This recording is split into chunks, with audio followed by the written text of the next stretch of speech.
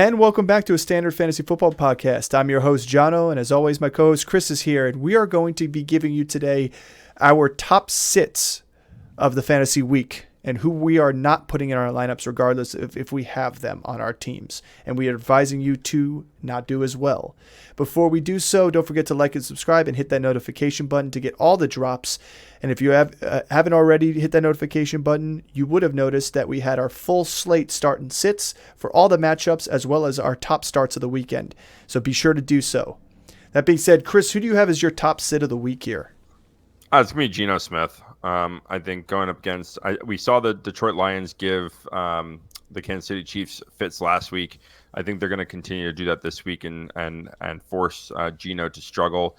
They're going to get after him. I just think without Cross, they are going to struggle to protect Geno.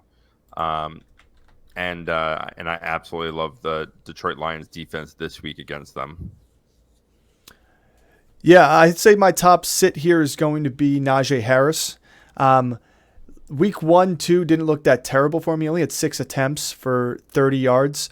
But that being, that's a good rushing average. But to me, he's going to face a tough Browns defense on Monday night. And they held Joe Mixon in check. It required Joe Mixon to do stuff through the passing game to really make him fantasy relevant. And I could see Jaylen Warren taking over that role since there were only 2 receptions for Najee as well. So this offense for Pittsburgh is a little bit beat up, and they're going to really need to involve them in the passing game, I think, to keep up with the Browns. So to me, I'm not putting my eggs in the Najee Harris basket.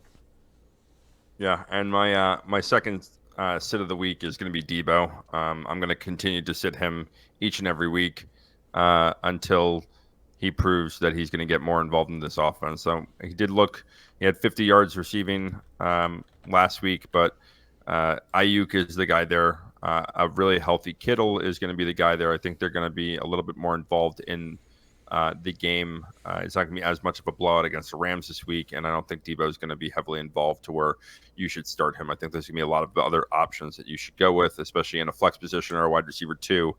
That's going to do you a lot better than what you paid for on Debo. Shame on you for drafting him where you did. I tell you what, I would have drafted him later on if he did fall. Sure. Like if he fell to the 6th round, 5th round, I would have been more likely to grab him as a late I would have gone option. Ayuk over him either. Even in the 6th or 7th round, I would. And Ayuk is still there. I'm taking them. Well, to me, I had Ayuk as a 4th round pick, not Debo, and I had Debo as a 5th, 6th round pick. I had him flipped, so yeah. I like that. The big tried true sit of the week to me is going to be Dak Prescott. He's going to need to do something magical to defeat that electric Jets defense.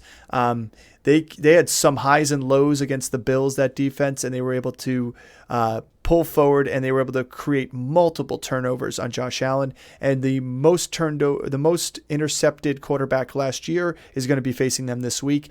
I just don't like it. I think they're going to try and stick to the run game anyway against this Jets defense, and I don't see him putting up big enough numbers to be your QB1.